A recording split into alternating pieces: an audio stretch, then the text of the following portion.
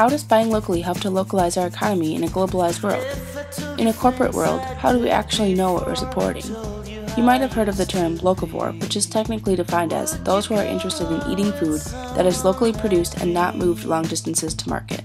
If you're anything like me, you're thinking to yourself, great, but that sounds like one of the most research-heavy life decisions I could possibly imagine. In answering that question, I set out to determine some tested conclusions about buying locally and how it can be implemented into our lives as students. So, this is a story of your average American young adult, trying to find some answers by putting forth her best effort to only buy locally produced and/or sold products for 1 week. The stores I frequented most often in this week were Fresh Madison Market and Community Pharmacy.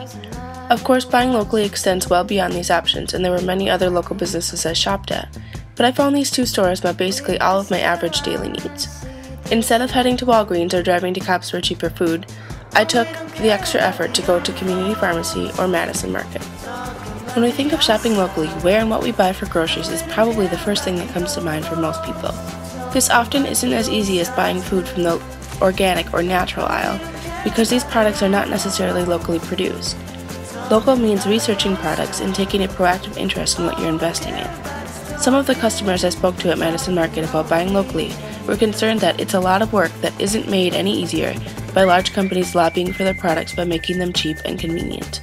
And there you have what I like to refer to as an informed consumer's dilemma. Fresh Madison Market helped combat this struggle by offering a new app that gives information about products, including where they're produced, by simply scanning their barcode. My iPhone became my trusty sidekick at the grocery store, making it easier for me to find local products. And if you're looking to buy great health and beauty products and everything in between at a local store, look no further than Community Pharmacy. The first time I visited, I spent over 2 hours just looking around and telling myself that I couldn't buy everything in sight.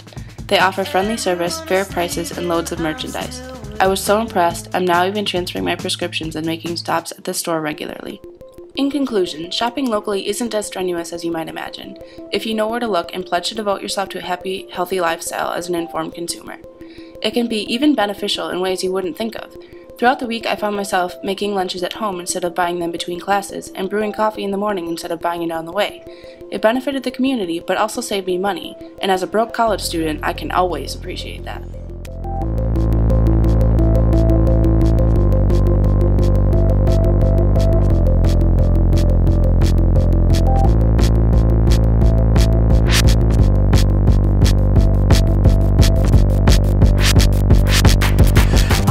And after all, a consumer spending $100 at a locally owned store can be sure that 68 of those dollars will stay in the local economy, which is significantly higher than the 43 that's saved when you shop at a chain store.